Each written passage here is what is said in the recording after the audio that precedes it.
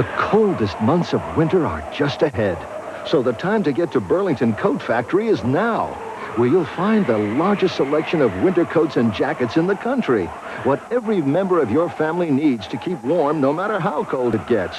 And because Burlington is famous for low prices, you can get your new winter coat at the lowest price imaginable. That should make you feel warm all over. In fact, you can save on everything your family needs at Burlington Coat Factory. She comes home from work and begins her second job. He comes home from work and does this. Is he pulling his weight or just throwing it around? Working couples collide over sharing the workload. Well, maybe women should go on strike in America. Plus, in the hospital, your life might depend on an unqualified rent-a-nurse. How did they get there? We'll tell you how. Join Barbara Walters and me on 2020.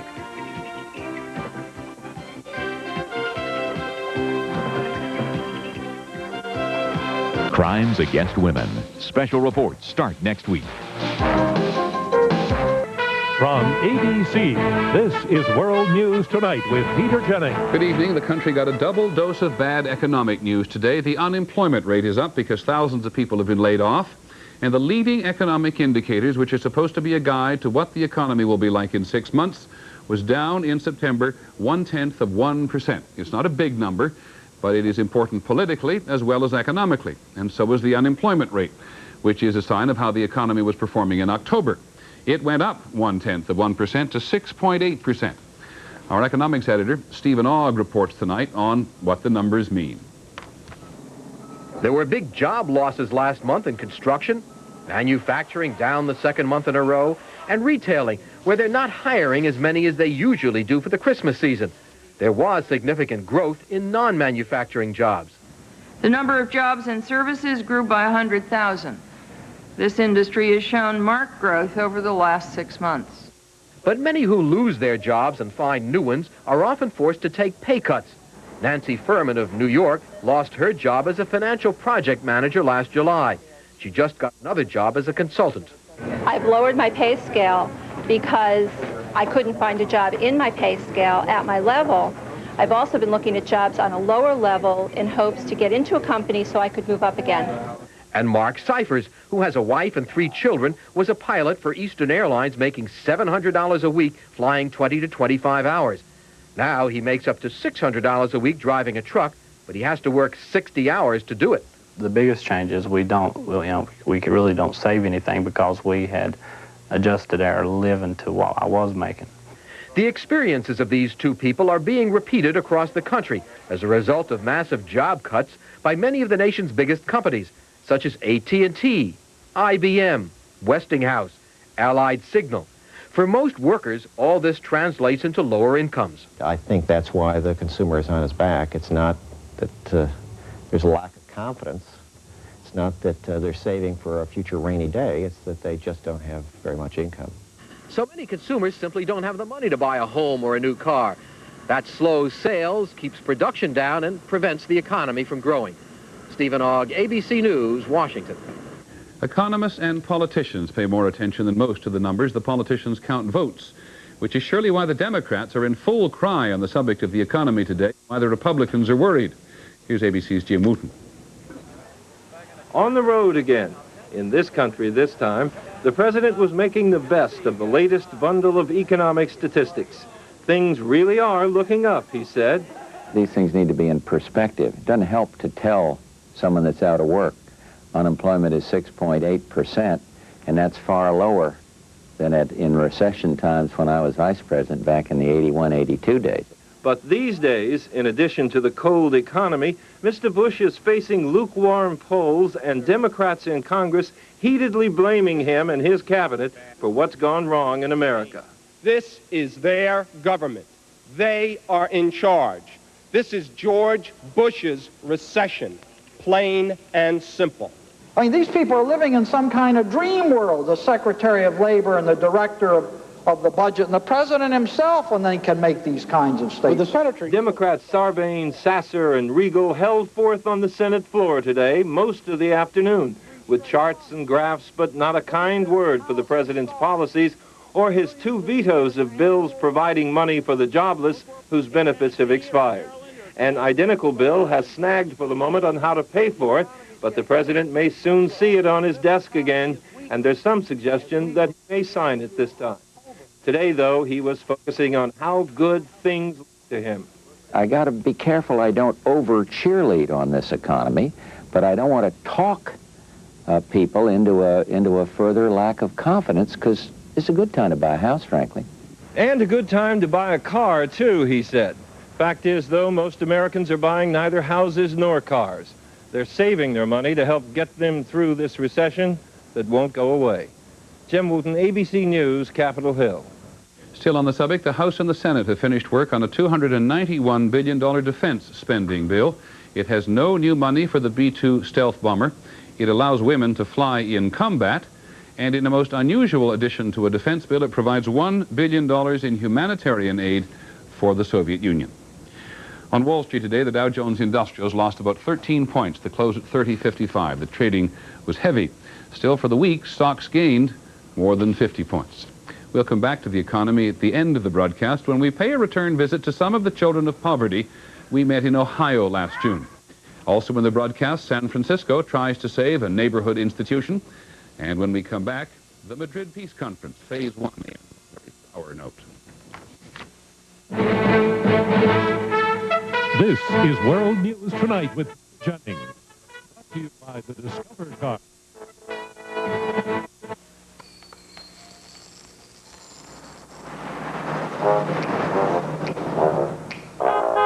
Every time it rains, pennies from heaven. Just a reminder, the Discover card pays a cashback bonus on every penny you charge. Pennies from heaven.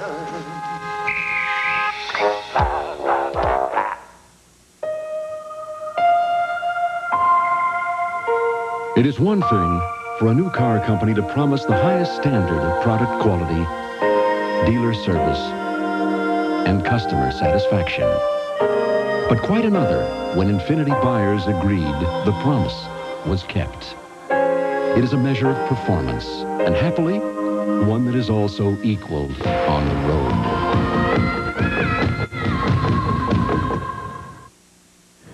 It was a mean day in Madrid today. The anger between Arabs and Israelis, which was kept in check yesterday, clothed in firm but mostly polite language, came right out into the open today. Name-calling reached such a personal level that for a while it looked like the conference was in jeopardy. Our first reporter is from ABC's John McQuethy. Prime Minister Shamir was the first to speak, plunging into a biting attack on Syria that set the tone for the day. Syria is the home of a host of terrorist organizations that spread violence and death to all kinds of innocent targets. Syria merits the dubious honor of being one of the most oppressive tyrannical regimes in the world. As arranged ahead of time, Shamir then left the conference to return to Israel in time for the Sabbath. To Shamir's empty chair, Syrian Foreign Minister Shara, visibly angry, delivered a stinging response.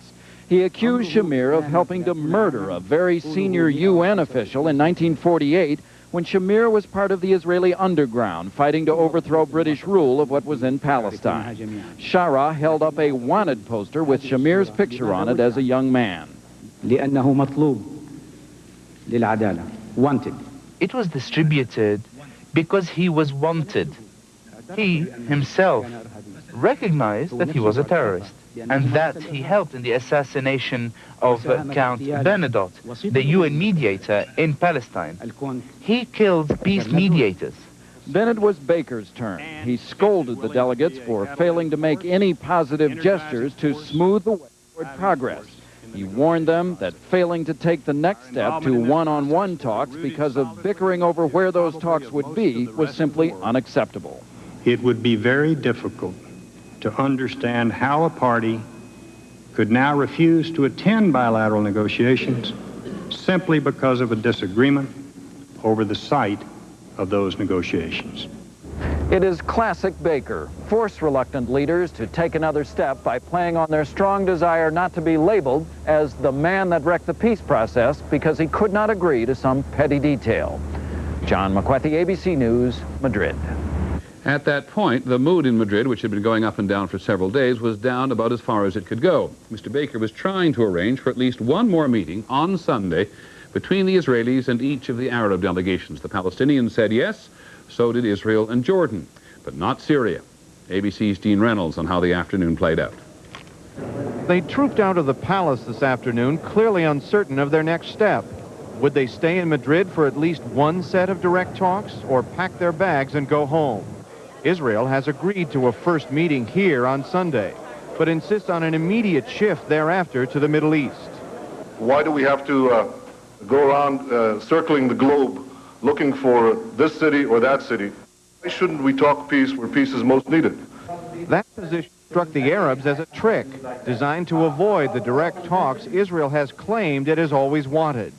We understand what the Israelis are doing now, and we understand they are trying to distract from the whole process, but I don't think we will let them do so.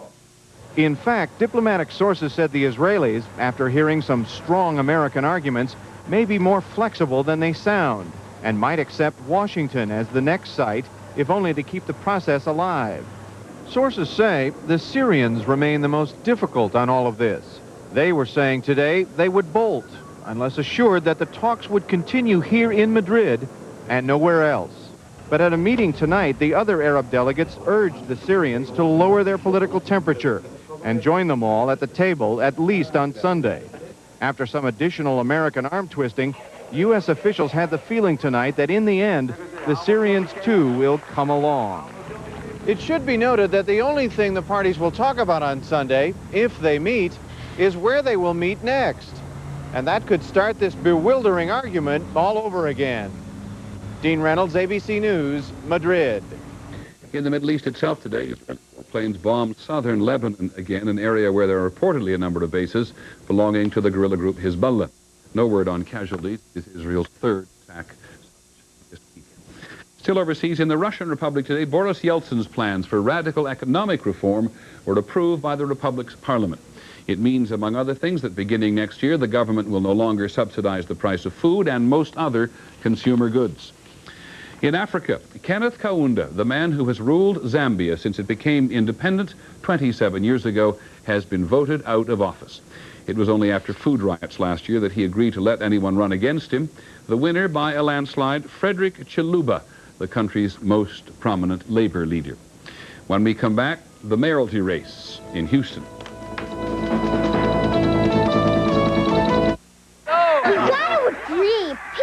cheeseburger? Domino's, just what you want. Nobody knows like Domino. Domino's Pizza's Bacon Cheeseburger Pizza Feast. A medium pizza piled high with ground beef, bacon, and an extra layer of cheese. Nobody knows like Domino. We don't make your pizza till you make your call. So call for a Bacon Cheeseburger Pizza Feast. Now just $8.99, two for $12.99. Nobody knows like Domino. How you like pizza at home? Nighttime, one of the worst times for pain.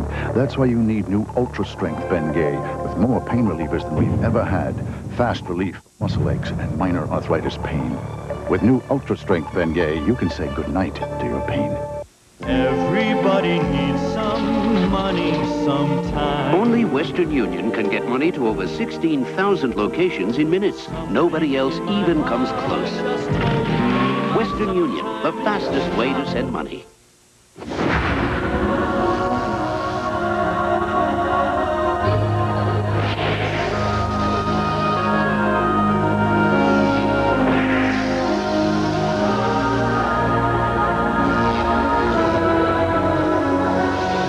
like to celebrate the 21st century a little early. Introducing the all-new 1992 Toyota Camry. We just couldn't leave well enough alone. There's been a shooting at the University of Iowa campus in Iowa City. Police say at least 2 people are dead and several others wounded. They say the man who they believe did the shooting shot himself in the head, and he is in serious condition. In Houston, the city's been trying to deal with one of the worst crime waves ever. On Tuesday, there's an election for mayor, and how to cut down on crime is the #1 issue. Here's ABC's Charles Murphy. Police officers, free! Everybody out! Houston police bust an auto theft ring wide open. If characters look familiar, they are. Nearly all are on parole. The crime rate here is deplorable. I've never felt so unsafe. 150 inmates are paroled from state prisons daily because a federal judge limits occupancy to 95% of prison capacity. 4 out of 10 parolees go to Houston. Every night there's a body count on local news. 12-year-old girl was shot and killed. This was a cold-blooded execution-style murder. Against this background, 3 strong candidates are running for mayor, all Democrats. Best known, 5-time Mayor Kathy Whitmire, whom they used to call Tootsie because she looked like the movie Tootsie. She gave the city its first cost-efficient modern government, its first black police chief, then its first woman chief. Crime is the main issue. The mayor has cut the police force by 655 officers over the last 5 years. Officer morale and pay has drifted steadily down. From day one, I said that fighting crime was the #1 issue concerning Houstonians. Turner and Lanier say they'll hire hundreds more police and rearrange city spending priorities to pay for them. We're tackling the crime problem. Whitmire agrees crime is the main issue, but tries to deflect it by accusing Lanier, who she fired as her transportation chief, of a conflict of interest. He profited from the sale of land, which was increased in value by roads that were built while he chaired the Highway Commission and Metro. If the mayor beat on criminals as much as she beat on me, this would be a crime-free city by now. Analysts say the black vote is the key here. Whitmire has always carried it, but this time there are 2 big unknowns, a strong black challenger and a crime wave out of control. Charles Murphy, ABC News, Houston. In other news, a U.S. Marine has lost his battle against AIDS just a month after he won the battle over who was to blame. Chief Warrant Officer Martin Gaffney had sued the federal government because his wife got AIDS from a blood transfusion at a U.S. military hospital. She died. So did their baby son. Gaffney was infected too, apparently by his wife. Last month, after a 4-year legal battle with the government, Gaffney was awarded nearly $4 million. He died today in Boston. He was 42. The money goes to his daughter, who is AIDS-free. We'll be back in just a moment.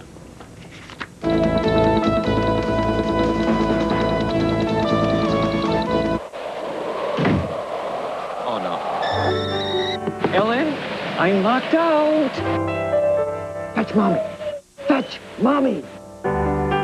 What are you doing out there? When it's cold and rough outside, try something warm and